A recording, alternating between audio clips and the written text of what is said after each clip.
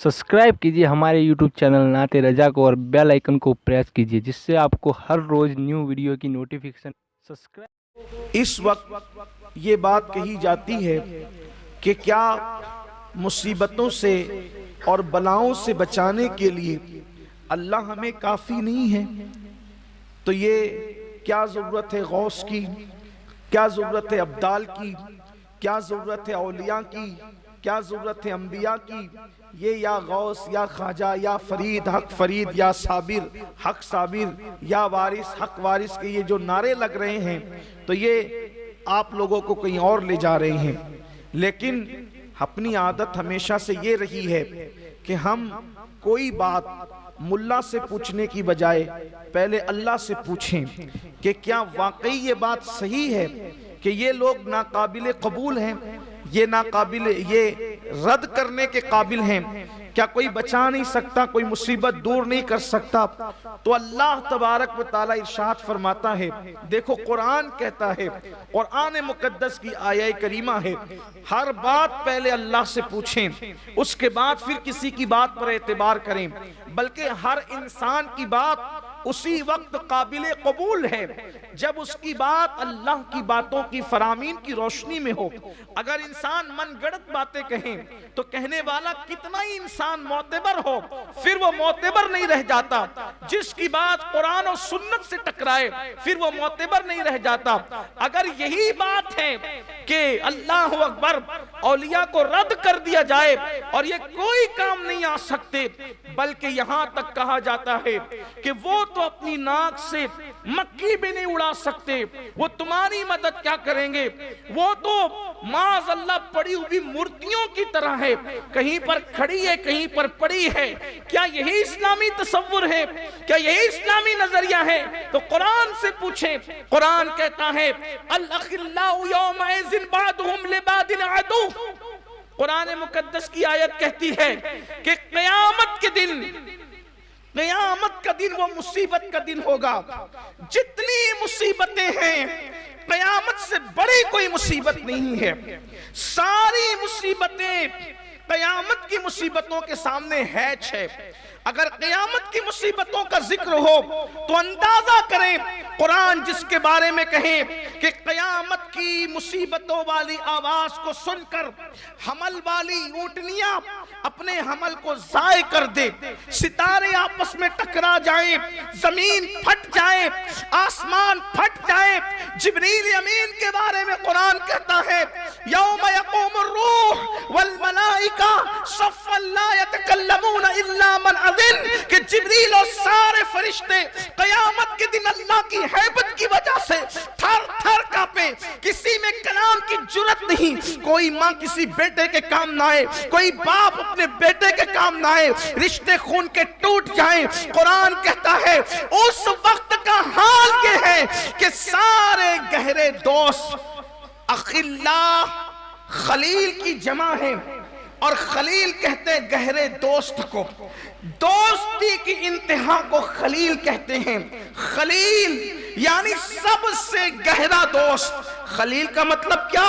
अगर यार के लिए बेटे की गर्दन पे छुरी रखना पड़ जाए तो फिर वो बेटा ना देखे, यार देखे, खलील उसको कहते हैं। अगर यार के लिए, यार की खुशी के लिए बीवी को वादिए गैर ज़ी ज़रा में छोड़ना पड़ जाए तो फिर बीवी नहीं देखी जाती बल्कि यार देखा जाता है। अल्लाह अकबर। ये तो मैंने इशारा दिया है। तो खलील गहरे पक्के दोस्तों को कहते हैं। कुरान कहता है सारे तुम्हारे खलील अखिल्ला, तुम्हारे सारे गहरे दोस्त ये नहीं जो चाय के दोस्त है, ना ना, ये चाय वाले दोस्त तो दोस्त ही नहीं है। ये तोहफे ताइफ और पार्टी वाले दोस्त तो दोस्त ही नहीं है।